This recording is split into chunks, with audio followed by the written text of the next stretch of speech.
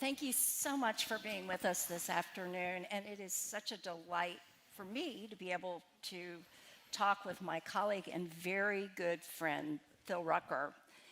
And I am going to start out by telling you a story about Phil Rucker, and I am going to tell this story. And so why isn't Phil telling this story? Because he's too much of a gentleman to tell this story because it makes me look really bad. Election night 2016. Phil had been out with Trump quite a bit. And he kept saying, something's going on out there. And I had written a story over the weekend saying, well, there's this little tiny eye of a needle that Donald Trump could get through, Michigan, Pennsylvania, but I didn't really believe it. So it's election night. I am supposed to be writing the lead-all for the Washington Post the next day. It is 8:30 election night, and I am 80 inches into America elects its first woman president. So Phil shows up at my office, and he says, Karen, did you see what just happened in Florida? And I said, Phil, get out of here. I'm on deadline. Can't you see I'm writing? Phil comes back a few minutes later, says, Karen, North Carolina? And I'm like, Phil, don't bother me. I got to get this story done.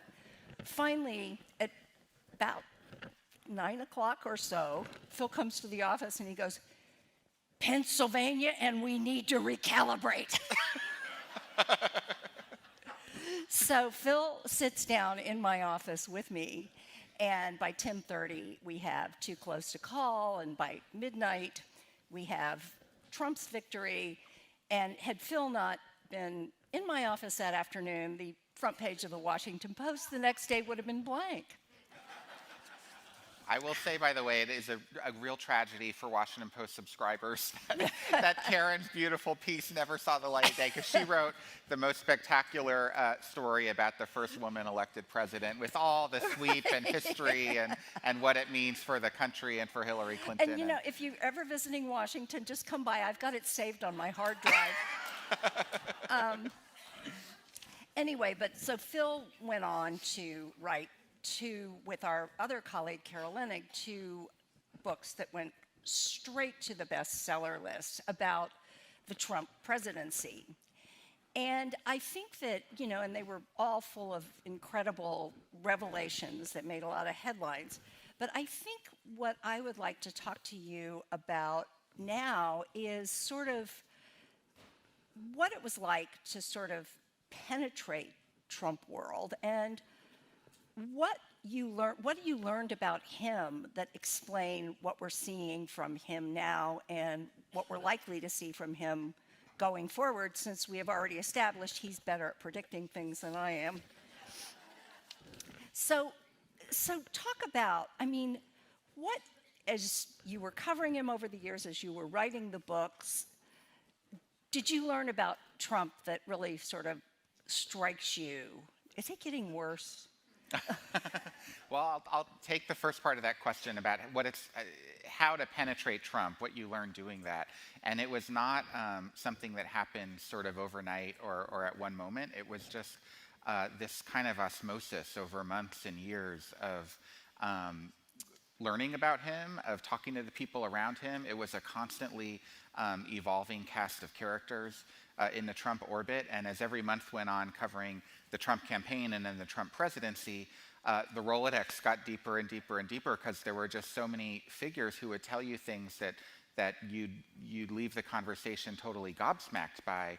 And then you'd go back a year or two later and do the sort of deeper excavation that's required for a book like the 2 that I did with Carol, and you learn even more you didn't know was going on at the time. And so it was this experience of being both surprised and totally not surprised, because we knew this man, we knew his character, we knew what he was all about and what he was trying to do in office as president.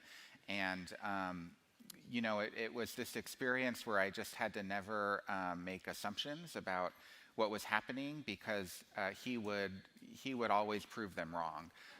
And so the most important trait, I think, in reporting about Trump and in trying to penetrate his orbit is to be open-minded, to be open to possibilities, to be open to outcomes that you can't predict. Well, you know what? I need to just look at Karen, and then you'll hear me better, because the microphone's on this side of my face.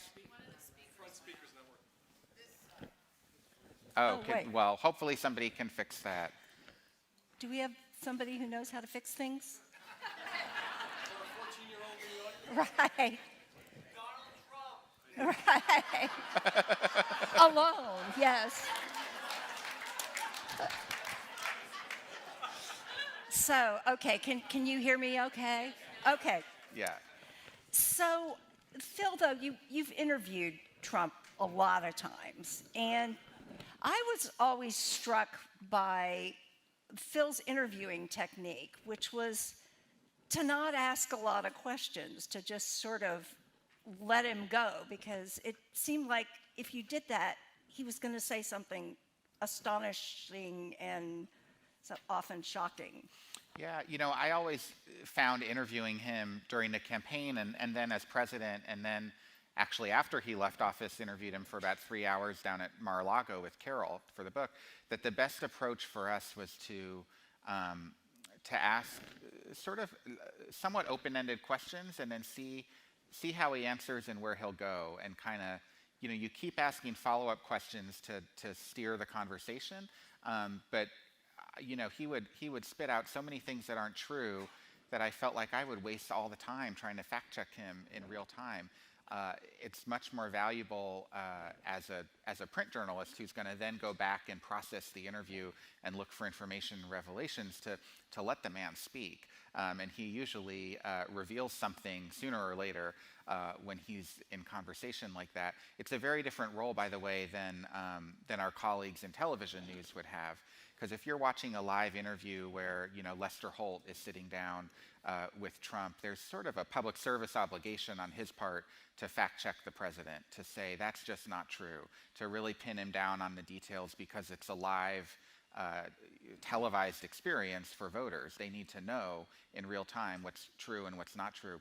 But as a print reporter, we don't have that obligation, because nobody's watching the interview live. They're going to be reading a story about it later. They might read a transcript of it, but there are opportunities down the road to add context, to correct the record, to clarify facts, etc. So I always found it was most sort of worthwhile and productive for me to let the man talk, and he usually said things he didn't intend to say, or certainly that his advisors didn't want him to say, and reveal things that then became news.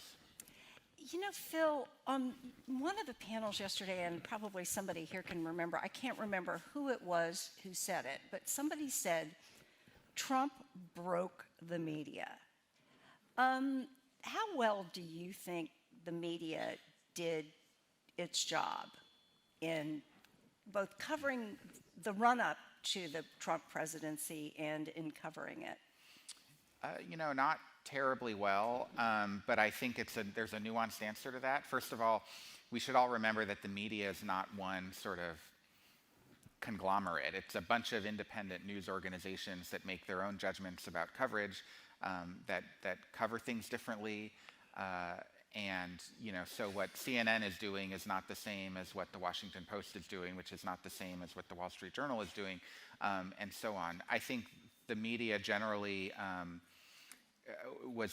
were slow in the 2016 campaign to take Trump really seriously and to apply the sort of scrutiny that we expect and that we apply for leading presidential candidates.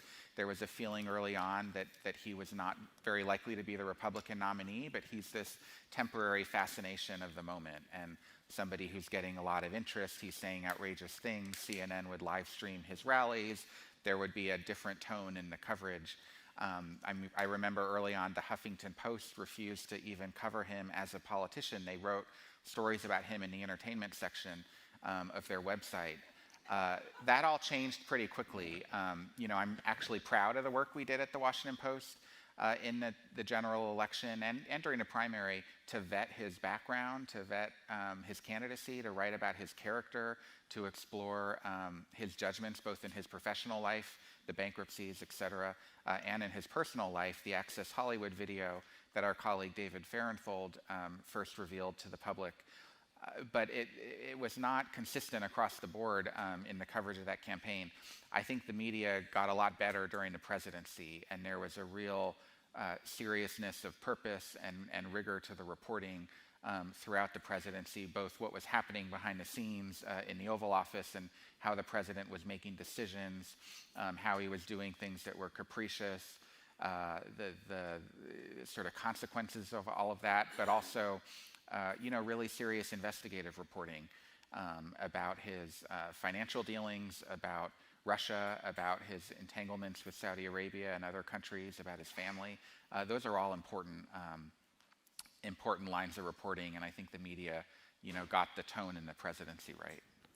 I do think, though, that one of the big mistakes that the media made, and I think our organization as well, in some ways I felt like Trump understood us better in ways than we understood ourselves, and especially the fact that essentially no matter what he threw across the plate, the media was going to swing at it, which meant that if things were getting a little tough for him in negotiating something with Congress or something, he knew that all he had to do was tweet something outrageous and everybody would just go skittering off to, we would never sort of just let it go by. You're exactly right about that. I agree about that. He definitely had a lot of shiny objects that distracted us. I was a White House reporter, the White House bureau chief for all 4 years of the Trump presidency, and before Trump came to office, we had 3 White House reporters at the Washington Post who covered President Obama. The first day of the Trump presidency, we had to have 6, and then we had 7, because we had to have people working in double shifts. Somebody would have to be in what we called the hot seat, where you would literally, Ashley Parker, our colleague, tells this story. She would set her alarm for 6 a.m. and not even get out of bed. She'd just pull the laptop into the bed and look at what he tweeted, and she knew it was going to be her job to write the 5-paragraph news story about whatever outrageous tweet he had that morning, because it was a statement from the President of the United States. We couldn't ignore the tweets, but we did allow ourselves, I think, to get distracted by those moments and let Trump be sort of the executive producer, to be the executive editor, to be the person dictating what the big news headlines that day were going to be based on what he was saying on Twitter. And that, I think different organizations handled it differently, because some were lucky to have a lot of resources where you could continue reporting on the really important things while still chasing what Trump was doing. But he did figure us out, I think. I think you're right, Karen. Could you talk a little bit about the difference between writing a book and being a day-to-day journalist? Because I know that when a number of these books have come out about the Trump presidency, and I'm specifically thinking of, say, Maggie Haberman's book or our colleague Bob Woodward's book, and people would say, if you knew about this months ago when he was still in office, why didn't you tell us then? Why did you wait for the book? So could you talk a little bit about kind of how you get information for a book, what kinds of conditions people put on that information to talk to you, and also the way they talk to you when you're writing a book versus when you're writing for a story that's going to be on the web in an hour? Yeah, I'm glad you asked the question, because it is a totally different process. I mean, the goal for a journalist like us in writing a book is the same as our goal in writing a story for the Washington Post. It's to uncover new information, to set it in important context, to help people understand what happened and why, and kind of have that full picture.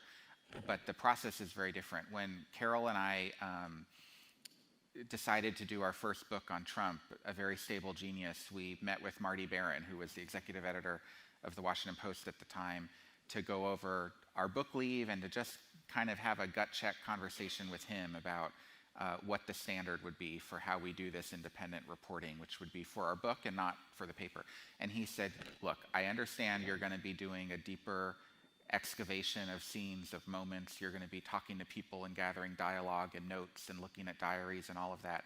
But he said, if you come across information in reporting the book that the public needs to know now, information that shapes a current debate, or that is of such sort of high public service value, you have an obligation to bring it to the Washington Post right away.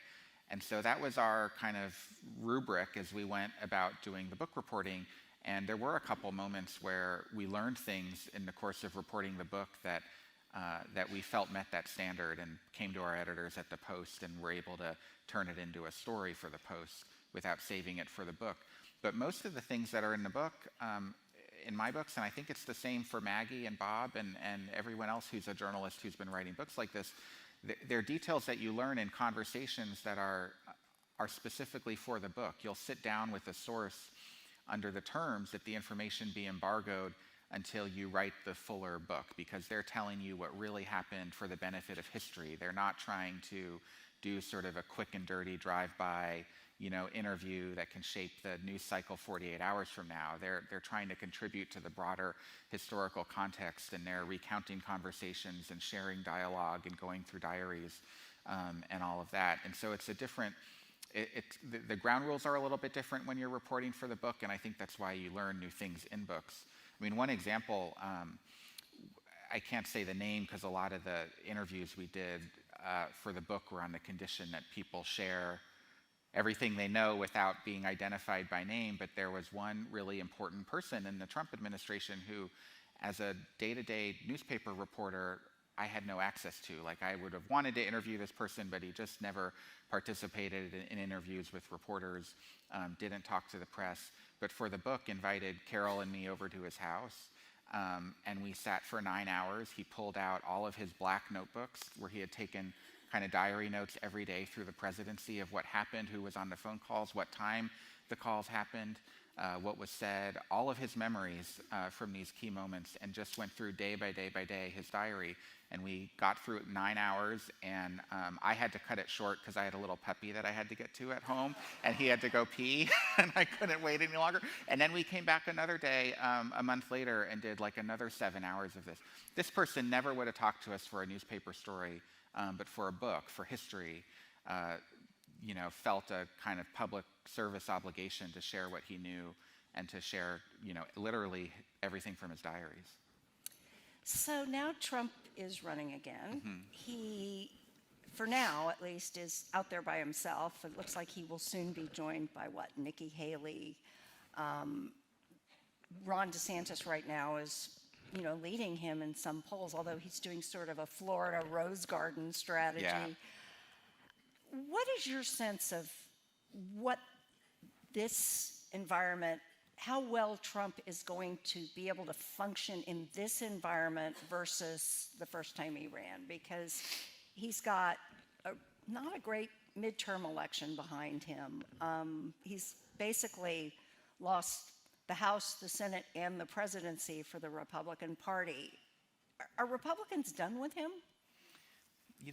It's a good question. I don't think Republicans are done with Trump, but I think he's going to have a much rougher experience this campaign than in 2016, and for several reasons. I mean, one, there's no surprise. Like, we all know his act.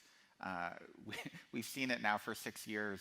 There was this element of excitement and surprise when he burst on the scene in 2015 that's just not going to be there this time around. He's also, he's a little older and I think more tired. We've not seen him campaigning very much at all.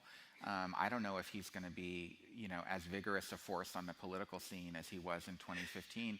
And I also think the media is onto him. I mean, CNN is probably not going to be live broadcasting his rallies all the time. News organizations are going to treat him with a lot more scrutiny from the very beginning. They already are and have been.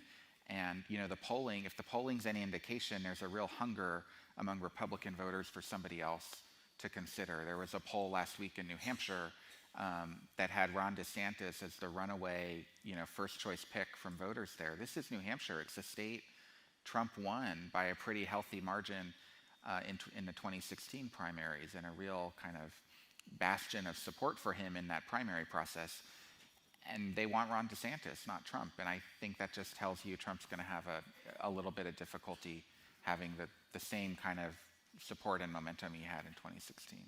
And do you take seriously the possibility that if he's not doing well in a Republican primary, he might just go and run as an independent? I don't know. He could. I'll tell you what, I think I have a hard time picturing him, fully endorsing the Republican nominee, doing the rally with the arms held high and being a complete team player. That's just not in Donald Trump's DNA. It's got to be about Trump. I think if he's not the nominee, he's probably not going to want to see another Republican be the star and be the nominee. So I don't know if that means he runs as an independent, or he sits it out, or he just refuses to endorse, or what sort of form that resistance might take. And he could surprise us, by the way, like I said earlier, be open to possibilities. He could be a totally normal Republican, endorsing the person who beat him, and celebrating and raising money for him and campaigning for him. But I don't think that's what's going to happen. So we'll see. And what about, the other thing that was, the first time he ran, there were 16, 17 Republicans on the debate stage, or they had to split them up. They had to have a kids' table. This time around, if there is another big field of candidates, is he equipped to do what he did last time, which is, I don't know if everybody knows, but the Republican primaries operate on different rules. They have a lot of states where it's winner take all. So you can win 20% of the vote and get all the delegates, which is basically how Trump got most Republicans in the 2016 primary voted for somebody else. Does he potentially benefit from that again if there's a big Republican field? He certainly could. It's important that you pointed that out, Karen, because most of those states in 2016 he was getting 35% of the vote. He was not. He did not have a majority support among Republican voters in his path to the nomination. He ended up getting that support by being the nominee, and Republicans came home to him, but he was a minority candidate. And he could benefit from that again this time if the field is large. I suspect the field won't be quite as large by the time the primaries roll around. You might have a situation where 8 or 10 Republicans declare some interest in running and go through some of the debates and the process this summer and fall. But by the time the caucuses and primaries begin, it's a much smaller field.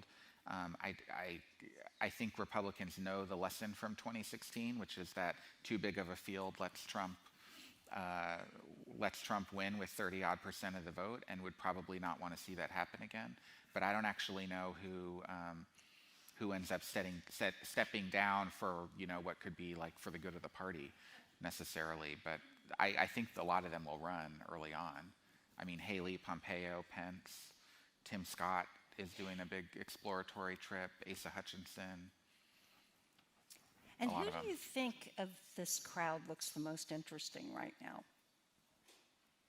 Of the pandemic was very controversial at the time, and yet has pretty high popularity in Florida and a lot of support from donors.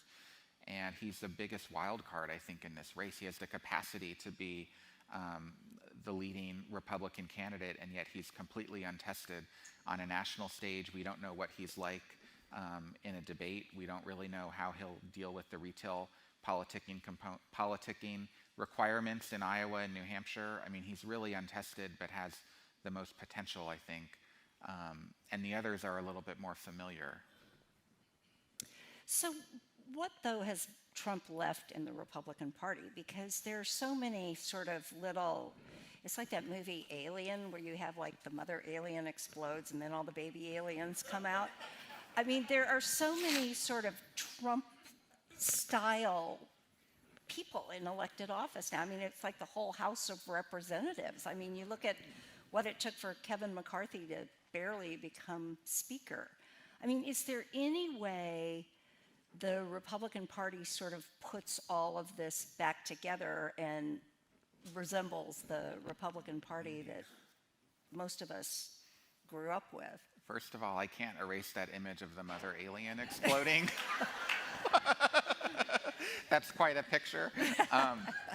And I would say there would be more children aliens if, we don't, for example, have a Governor Carrie Lake, and we don't have a governor. I'm forgetting the guy's name in Pennsylvania, who was the Trump candidate who lost there. I mean, there are a lot of Trump candidates, Mastriano, who lost in November because they were so out there, so alien, as you might put it.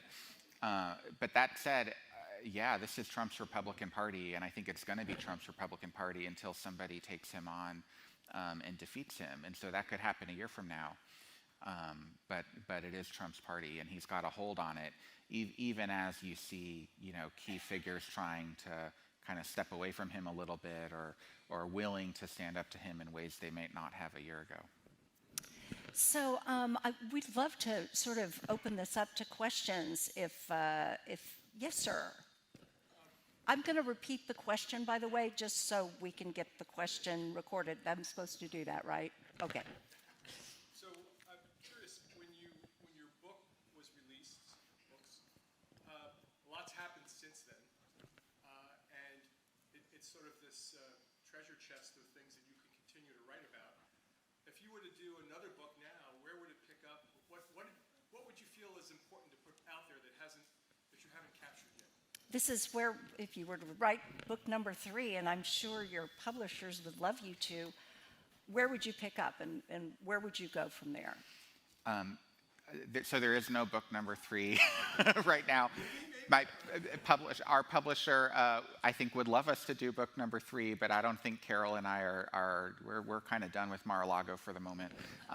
But you know what? The natural next step, I think, would be this presidential campaign. I think we'd want to see kind of how the next year goes for Trump. If he ends up being the nominee, then it becomes a really interesting story.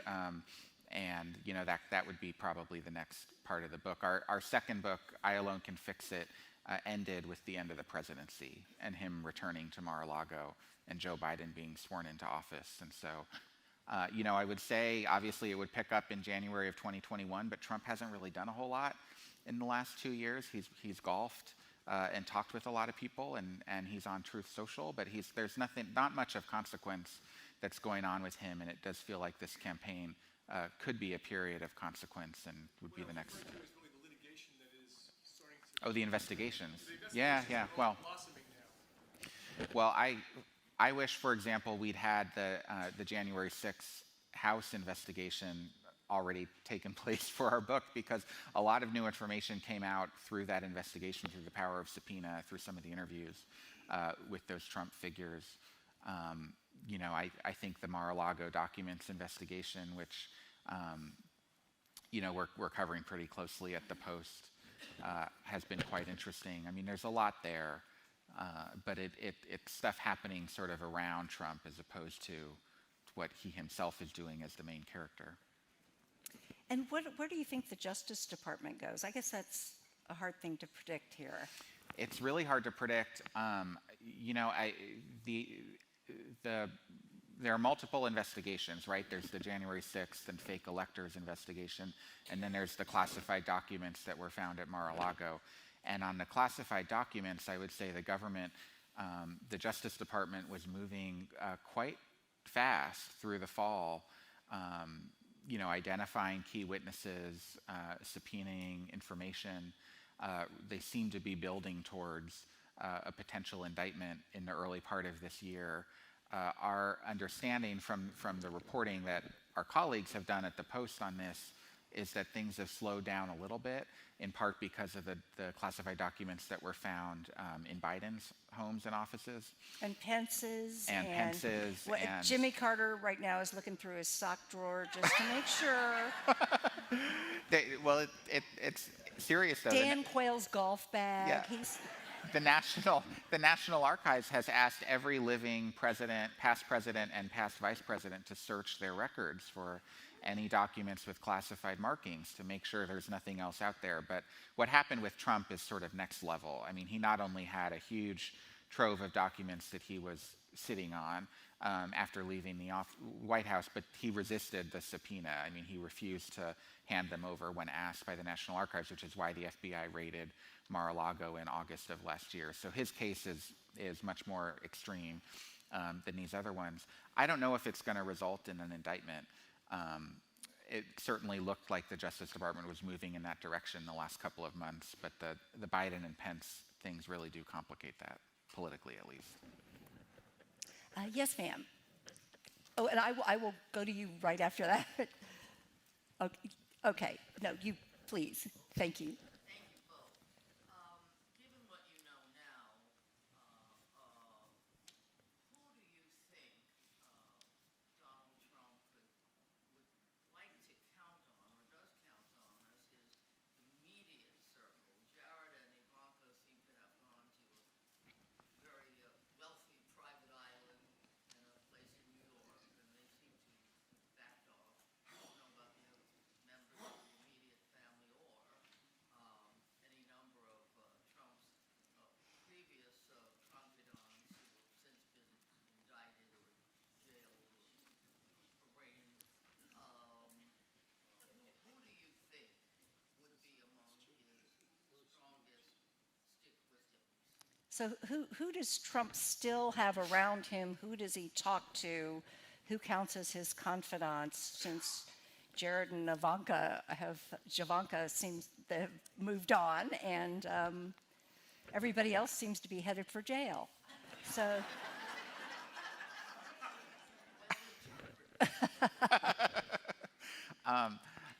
So he has other adult children. Don Jr., you might have heard of him. He's still very politically active and very much in his father's circle. Trump does have a staff around him. There's a woman named Susie Wiles who's been a top sort of Republican operative strategist in Florida for many years, who is helping sort of put together the chess pieces for a presidential campaign with Trump at the moment. There are other staffers as well who are around him. But to Karen's point, a lot of the close confidence around Trump, even at the end of the presidency and even in his first post-presidential year in 2021, are gone. Some of the staff, the young staffers who moved down to Mar-a-Lago to work for him after leaving the White House are no longer on the payroll, have left the Trump orbit. So there's it's sort of a constant churn in his world. I will say, he's someone who keeps all these people on speed dial, and he calls folks up all the time for advice, whether they work for him or not. And you see a lot of instances where people who drifted for a couple years are suddenly back in the orbit, and then they're out, and then they're in. And he likes to have it in flux like that. But he is, I think, going to need to assemble a new team for this campaign, because so many of the people who helped get him elected president in 2016 are just not around, don't want to be with him, don't want to associate. Even his own daughter doesn't want to associate with him politically anymore. and you've got to wonder who would be, were he to get elected again, I mean, who would be in a White House in the second Trump term? I mean, these guys apparently were the A-team before, so. I mean, it's not a joke. I think you could have like Secretary of State Rick Grenell. You could have. There are all kinds of people who early on in the Trump years would have been seen as not at that level. Could end up at that level now because they've been so loyal to him for so many years, and because there aren't a lot of other people around for those roles. Remember, when Trump got elected, he went looking for stature. He found Rex Tillerson, this longtime CEO of ExxonMobil, to be the Secretary of State. Steve Mnuchin was a pretty serious person to be the Treasury Secretary. He found John Kelly to be the White House Chief of Staff, and I think figures of that stature are just not around Trump at this time. Yeah. And Yes, George there's your Santos, person. yeah. I don't know about that. but- Secretary of the Treasury Mike Lindell, you heard it here first. No, Phil and I early on, and it was like the first weeks of the Trump presidency, we wrote a story that about, believe it or not, Trump was picking cabinet members according to what they looked like. And he didn't want John Bolton because he didn't like his mustache. Yeah. So. And he liked Nikki Haley for the United Nations because he thought she looked international. And he was into Mitt Romney for a moment because he thought he looked the part for Secretary of State. It was central casting. We had a lot of fun with that story. We did have a lot of fun with that story. It got a lot of attention. Yes, sir. Interested in your opinion on the current lawsuit against Bob Woodward for the taped interviews that he had. The current lawsuit against Bob Woodward, you cannot sue somebody because the thing you were telling them for one book, they put in another book. I mean, it strikes me. Yeah, I'm not a lawyer, and this is not a legal analysis, but I will say it seems pretty ridiculous. And Bob Woodward's a fair reporter. He tape recorded his interviews. He asked permission to do so. He does that with all of his interviews, and it's all on tape. So I don't know what Trump is trying to hide from or sue over, but these are things he said. He sues about a lot of things. Yeah. So, do we have any other questions? Yes, ma'am. Well, what do you think is going to happen with the other lawsuits that are coming? The Georgia, New York, and whatever. Yeah, the other lawsuits there's Georgia, there's New York State, there's New York City, the DA. So the latest from Georgia is that the grand jury has put together their report, and we expect it will be released publicly at some point soon. We don't know exactly when. And the district attorney in Fulton County, Fannie Willis, has indicated that there could be charges. It's not clear who she's going to charge, or indict rather. If Trump would be among them, I would assume Trump would be, but we don't know that.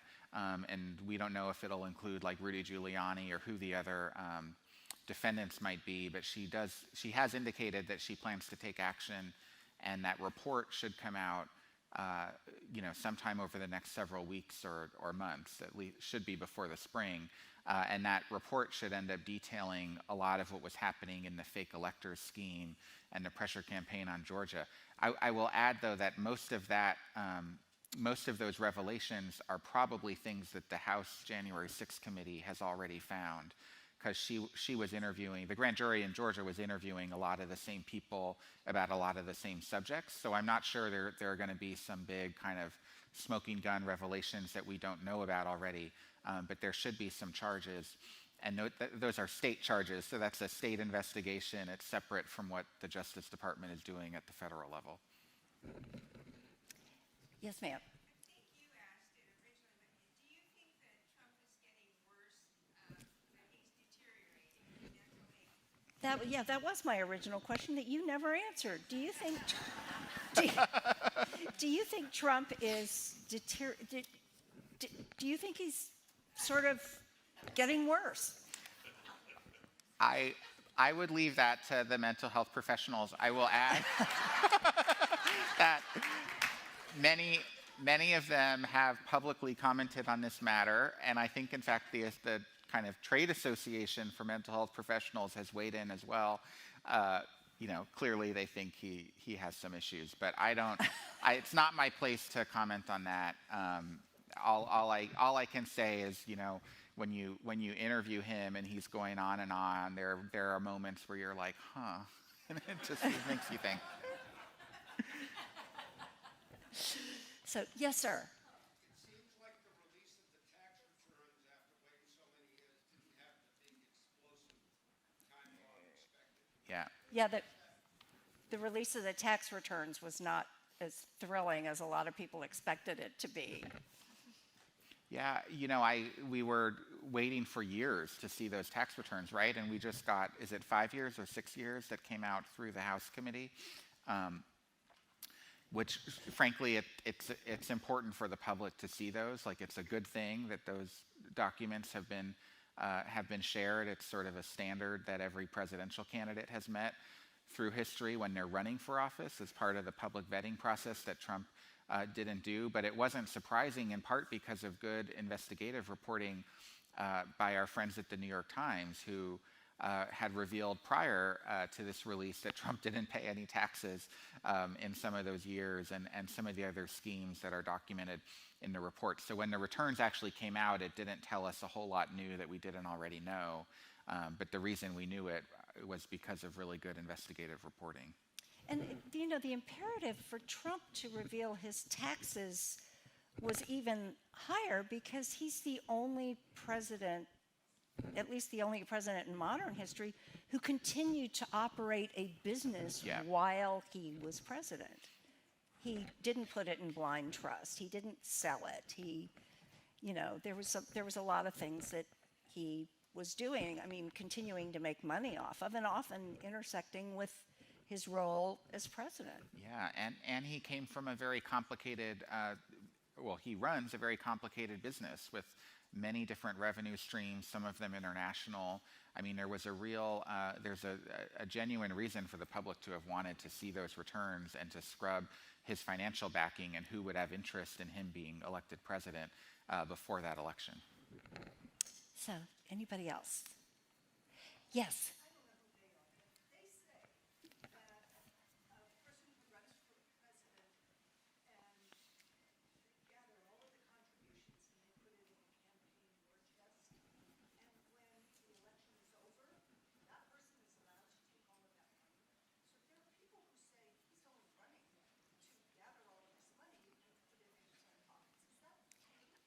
So she was asking about what happens to all the money that you raise when you are running for president.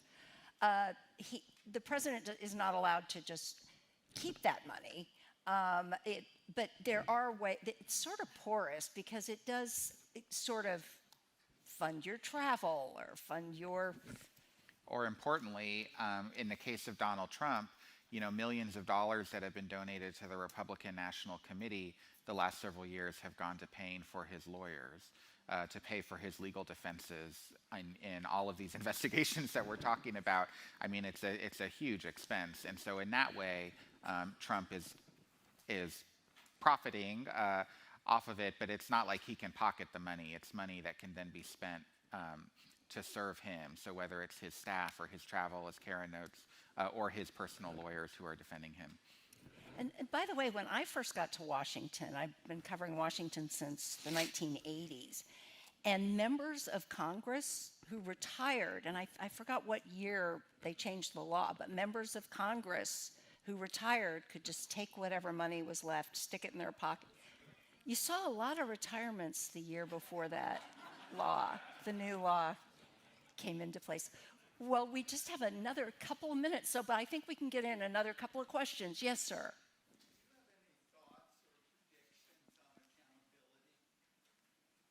Thoughts or predictions on accountability? Well, by accountability, do you mean will Donald Trump be in an orange jumpsuit behind bars? We are not in the predictions business, but I will say I have a hard time I'm seeing not in that. the predictions business.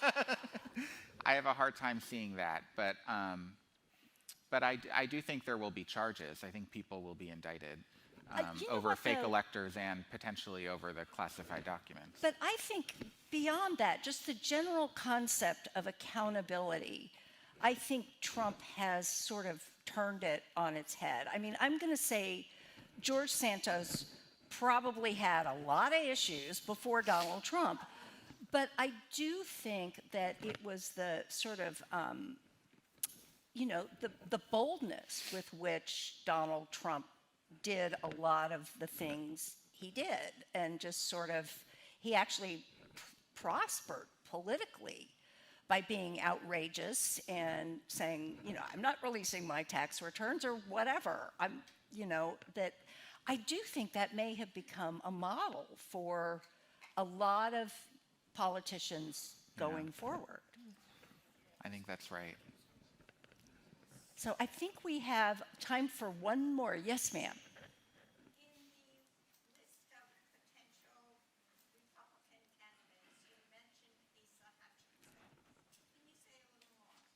Asa Yeah. Hutchinson. Asa Hutchinson just left office. He was the governor for 2 terms in Arkansas, a Republican governor who, it's funny, 20 years ago, he was considered one of like the hard right rabble-rousers in the House of Representatives. Today, he's considered like an establishment Chamber of Commerce Republican governor. But he has been, toying with the idea of running for president. He's not quite as advanced in that process as Nikki Haley or Mike Pompeo or Mike Pence. But it certainly looks like he's interested in it and very well may give it a go.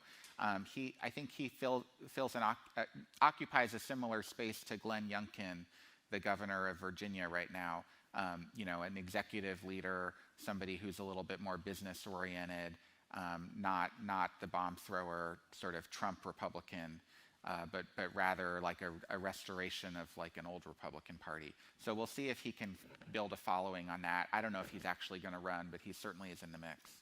And the red light is flashing at me, which says our time is over with. But thank you so much for being with us today.